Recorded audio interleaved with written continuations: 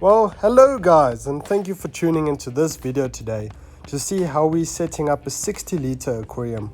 This looks like a piece of glass, but we're gonna touch it down and scape it like a masterpiece. First, we're just gonna remove any pieces of residue and watermarks from the aquarium. It has been used once, but there's no scratches, no dents, no cracks, so we're gonna use it. Very excited about this product. It's a light. It's actually very affordable, but the features is quite remarkable. It's got some special features which we'll show you shortly, but here you can just see the packaging is quite proper, information is quite proper. Here we plugged it in just to see how it fits, and that deserves a round of applause. Here you can see it's quite nicely packaged. There's some information that comes in the box. There's a manual. There's some bubble wrap or foam to protect it. There's some plastic just to protect it from scratches. Here you can see it's got a touch on switch, very easy to switch it on, switch it off. Just look at this special feature. It's got blue, it's got your white and blue, full spectrum.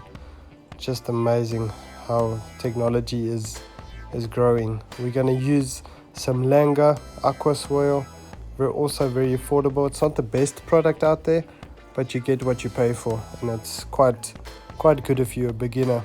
We're going to use these mesh bags just to put the aqua soil into a bag in the aquarium. I do apologize if I sound a bit sick. I am a bit sick, but we're still making videos and creating content.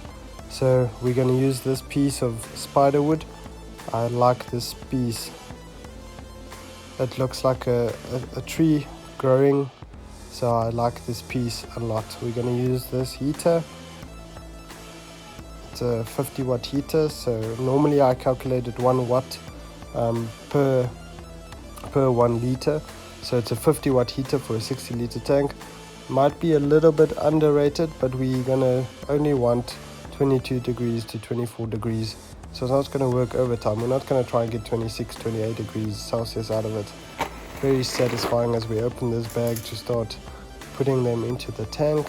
We layer down our mesh and then we fill them using a cup. And this way you can use only enough aqua soil, or only the amount of aqua soil that you need, and not waste an entire bag in one tank. We're going to cover this also with a fine brown sand. This is for us just to have a different look, because all of our tanks look black and full of aqua soil, so we wanted to go for a different look in this aquarium. Here you can see it fits very nicely. We're going to add a piece of dragonstone, because these spider would normally float in the beginning when you try and add them in your tank, so that is not always the best. We're just making sure we putting the aqua soil to the back. So if we do fill in with a fine brown sand, you won't see any aqua soil. So we're getting the benefits, but it's not necessarily showing, which is also very good, because then, as I mentioned, you're not going to use as much and you still get the benefits without necessarily showing it. So you grow plants very easy because there's nutrients, but you don't excuse me, you don't necessarily have to clarify that there's aqua soil. So it's quite deceiving, and you can see, wow, you've got this nice planted aquarium. How you get it right, then you can start explaining. We do some aqua soil underneath the fine brown sand. So you can see we're adding the fine brown sand, just flattening it out, and it works quite well because it covers the aqua soil, and it's also perfect for plants to root inside. All of these products that I'm mentioning in this video is obviously for sale on our website and also in store, Cherry Lane Shopping Center. Please give us a visit. Just trying to speed up the process a bit. There's a good slow-mo shot that we got. So here you can get a rough idea of what we want to do, what we want to achieve. I think it looks very nice. Can't wait to give you guys the update once the plants have settled in. We're going to use the Dolphin TF500 filter. It gives you about 500 liters per hour, so we're going to be able to turn the tank quite a few times, but not too much to disturb the plants. So it's going to be perfect for both. We can add some fish, the water is going to be clean, but also the plants are going to have ample time to pick up the nutrients out of the water without the water being flowing too quickly past the plants for them not to be able to grow or to root properly. I like the spray bar. It's a very nice filter because you can put it in your corner of your fish tank. It looks very, very well placed in your aquarium for all those OCD lovers. It's got a tap where you can adjust the flow, so you can adjust it to a full flow or max flow, and also to the minimum flow available.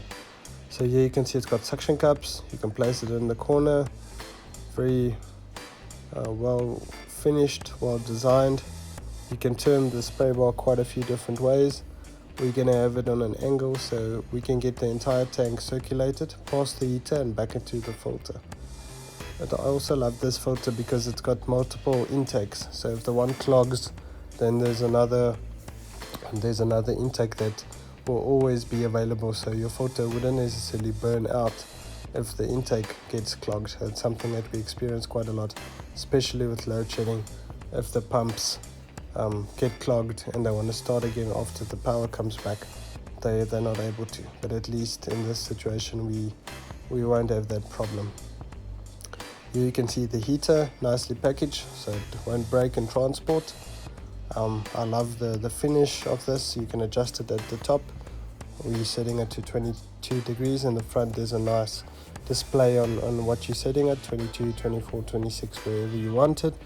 Normally we recommend between 26 to 28 depending on what you want to do, but especially the Java moss we want to grow in this tank, they prefer 22 degrees. Well, actually between 23 and 21 degrees is the perfect temperature for them to grow, as well as the other plants.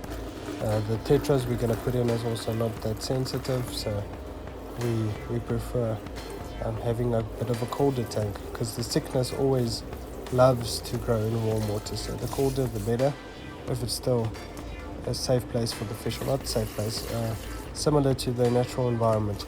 Here we're just filling up the water, struggling a bit with the plastic, but we're trying to create a cover so the water doesn't go into the gravel directly. Otherwise all our effort will be for nothing. Here you can see we're just filling it up. We'll speed that up a bit. And yeah, thank you for tuning into this video, guys. I've really enjoyed setting up this tank. I can't wait to give you a proper review on the light, the heater, the filter. But so far so good. Plants are growing well. Thank you for watching.